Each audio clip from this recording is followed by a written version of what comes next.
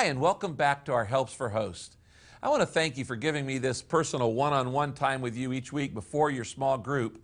Our theme this week is belonging together. We're going to look at 4 aspects of healthy relationships that are found in 1 Corinthians 13:7.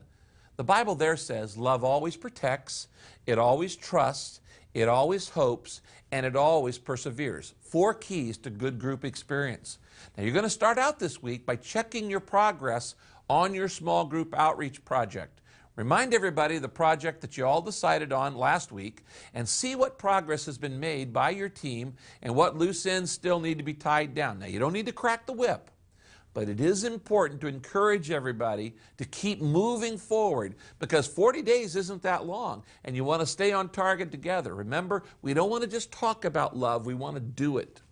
Now, in the discussion questions of Grow Together section, there are a couple of opportunities for people to tell personal stories. And we're going to be asking people to share about times when somebody prayed for them or when God answered their prayers for somebody else.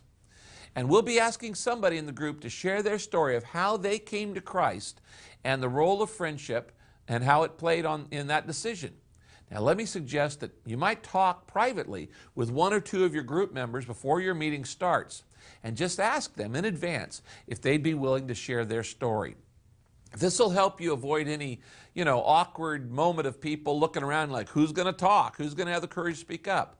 So just get a couple people ready in advance and just tell them, make sure it's brief. You want to give them the 3-minute version of the story, not the 30-minute version. And so tell them that.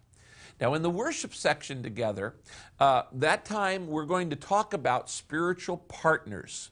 Do you remember us talking about this in 40 Days of Purpose? Spiritual partners. A spiritual partner is someone that you can pair up with from time to talk about your spiritual progress and to share a prayer request.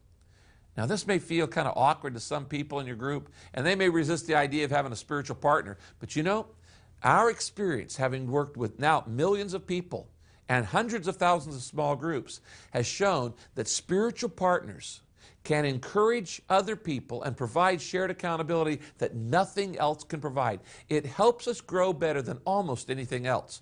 So don't underestimate the power of even within your group pairing up with somebody else for prayer. People will share things with one trusted person that they might never share in a group of 5 or 6.